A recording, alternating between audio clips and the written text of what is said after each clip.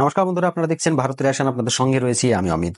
বন্ধুরা, বর্তমানে ইসরায়েল এবং ইরানের মধ্যে কিন্তু ধামাসান যুদ্ধ হচ্ছে, একদম দেদার যুদ্ধ, যে যার সঙ্গে যেমনটা পারছে সেরকম করছে। কিন্তু এর মধ্যে একটু কোথাও না কোথাও আমরা দেখছি যে ইরান যেন ইসরায়েলের ওপর ডমিনেট করছে। মানে ইসরায়েল যে আমরা অ্যাগ্রেশন রূপটা আমরা ইসরায়েলের দেখেছিলাম, সেটা যেন ইরানের সঙ্গে কোথাও না কোথাও একটু ডাউন পড়ে গিয়েছে। কেন পড়েছে সেটা নিয়ে আজকে বিশ্লেষণ করব। দেখুন, ইসরায়েল যখনই ইরানকে কোনো রকমভাবে হামলা করছে, তার দুদিন আগে কি একদিন আগে কিন্তু তারা মিডিয়ায় এসে ক্লিয়ার কাট বলে দিচ্ছে যে এই শহরটা ইরানের সাধারণ জনগণকে ছেড়ে দেওয়ার জন্য বলা হচ্ছে, তারা যেন এই শহরটি ছেড়ে দেয়। তারপর সেই শহরে আক্রমণ করা হচ্ছে।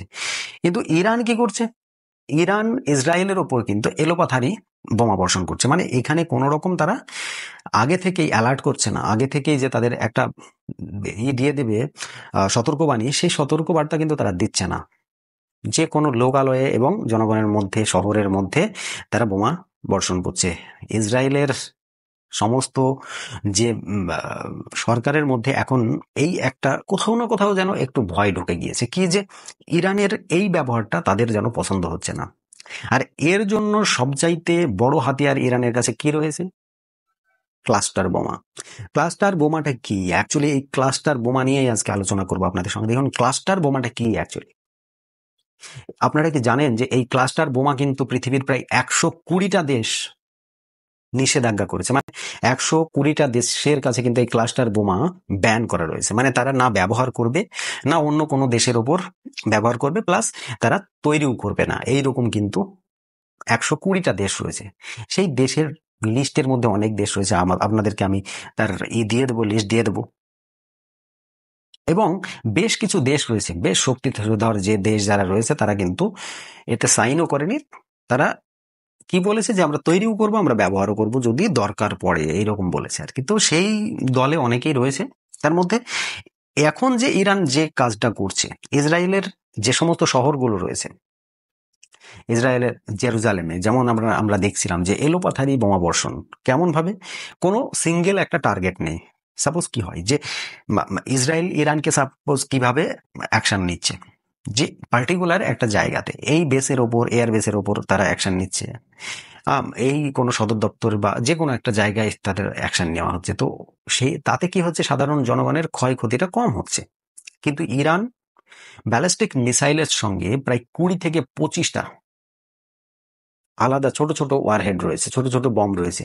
আর সেই বমকে বলা হচ্ছে ক্লাস্টার বম। আপনাদেরকে একটা ডিটেলস আমি পড়ে শোনাচ্ছি। দেখুন, ক্লাস্টার বম কি বলছে। ক্লাস্টার বম হলো এক ধরনের যুদ্ধাস্ত্র যা বিস্ফোরণের সময় অনেক ছোট ছোট বোমা বা সাব মিউনিশন ছড়িয়ে দেয় একটি বড় এলাকার উপর। মানে বুঝতে পারলেন তো, অনেকগুলি ছোট ছোট বোমা একটা বড় এলাকার উপর ছড়িয়ে দিচ্ছে। এবার ইসরায়েলের যে আয়রন এয়ার ডিফেন্স, সেই এয়ার ডিফেন্স কিন্তু এই ক্লাস্টার বোমার সঙ্গে পেরে উঠছে না, মানে কাজ করছে না, এক কথা বলা যেতে পারে। একটা বোমা এসে যখন হঠাৎ করে সারফেসের প্রায় কাছাকাছি এসে 10 থেকে 20টা ভাগে ভাগ হয়ে যাচ্ছে, তখন যে আয়রন এয়ার ডিফেন্স, সেই এয়ার ডিফেন্স কিন্তু আর সেই রকম ভাবে পেরে উঠছে না। যে কারণে যে এয়ার ডিফেন্সের অ্যাকুরেসি রেট 85-এর উপরে, সেই এয়ার ডিফেন্স এখন বর্তমানে 60-র কাছাকাছি চলে এসেছে, মানে 65-এর নিচে চলে এসেছে। মানে যদি 100টা বোমা মারা হয়, তার মধ্যে 65 বা 60খানা বোমা তারা ধ্বংস করতে পারবে। বাকি 40টা বোমা কিন্তু ইসরায়েলের ভিতরে প্রবেশ করছে। আর এতে ক্ষতি হয়ে যাচ্ছে বেশি, শুধুমাত্র এই ক্লাস্টার বোমার জন্য। এবার আপনাদেরকে বলি যে ইরান এই বোমাগুলো পাচ্ছে কোথায়। দেখুন, আমার যতদূর ধারণা, ইরান প্রচুর বোমা বানিয়েছে এই টাইপের, কারণ তারা দেখেছে যে ইসরায়েলের কাছে তো অনেক বড় বড় সাপোর্ট রয়েছে এবং ইসরায়েলের এক্সপিরিয়েন্স বিশাল। তাই ইসরায়েলকে যদি সৎ পথে আমরা অ্যাকশন নিই বা সৎ পথে যদি যুদ্ধ করি, তাহলে ইসরায়েলের সঙ্গে পেরে উঠবো না। যে কারণে এই পদ্ধতিটা ব্যবহার করতে হচ্ছে। যে এলাকায় হামলা করছে, ইরান একবারের জন্য সেই এলাকাটাকে করছে না, তার আগে থেকে যে সূচিত করবে বা আগে থেকে একটা অ্যালার্ট করে দেবে, সেটা কিন্তু করছে না। ইরান ডাইরেক্টলি হামলা করে দিচ্ছে, কিন্তু ইসরায়েল সেটা করছে। তাই মানবাধিকারের দিক থেকে এই বোমাকে যে 120টা দেশ ব্যান করে রেখেছে, তার মধ্যে বেশ কয়েকটা দেশের নাম আমি আপনাদের করছি। দেখুন, যেসব দেশগুলো এই বোমাকে নিষিদ্ধ করেছে সেগুলো হচ্ছে কি, তার মধ্যে রয়েছে জাপান, জার্মানি, ফ্রান্স, যুক্তরাষ্ট্র, কানাডা, তারপর অস্ট্রেলিয়া, দক্ষিণ আফ্রিকা, নরওয়ে, নেপাল এবং বাংলাদেশও রয়েছে এই লিস্টে। এছাড়াও আরো অনেক দেশ রয়েছে, তার মধ্যে আমি উল্লেখযোগ্য কয়েকটা দেশ আপনাদেরকে বললাম। আমাদের পার্শ্ববর্তী দেশ বাংলাদেশও কিন্তু এই লিস্টের মধ্যে রয়েছে। আর কোন কোন দেশ এগুলোকে ব্যবহার করতে পারে ক্লাস্টার বোমাকে, তাদের মধ্যে রয়েছে যুক্তরাষ্ট্র, রাশিয়ায় তো স্বাভাবিক এটা থাকবেই, তারপর চীন, ইসরায়েল, ভারতের কাছেও কিন্তু ক্লাস্টার বোমা রয়েছে, কিন্তু ভারত সেটা এখনো পর্যন্ত কোথাও ঠিকঠাক ভাবে ব্যবহার করে না, 2-1 জায়গায় ব্যবহার করেছে এর আগে। তাছাড়া রয়েছে পাকিস্তান, তুরস্ক, সিরিয়া, সৌদি আরব, ব্রাজিল, সিঙ্গাপুর, উত্তর কোরিয়া। এই সমস্ত দেশগুলো কিন্তু এই একটা ওখানকার যে চুক্তি, সেই চুক্তিতে কিন্তু স্বাক্ষর করেনি। আর এই চুক্তিটা কি জানেন তো? চুক্তিটা হচ্ছে CCM। তো এই জায়গায় এটা আমাদের বুঝতে হবে, 2008 সালে এই স্বাক্ষরিত হয়েছিল, তার মধ্যে 120টি দেশ কিন্তু সই করেছিল। মানে এক কথা হচ্ছে যে যুদ্ধ যদি সৎ পথে করতে হয় তাহলে এই বোমাকে নিক্ষেপ করা হবে না। আজকে ইসরায়েলকে কোথাও না কোথাও ডাউন করে দিয়েছে ইরানের এই বোমাটি। ব্যালিস্টিক মিসাইলের সঙ্গে 10টা, 12টা, 15টা করে এই গোচ্ছা করে থাকছে এই বোমাগুলো।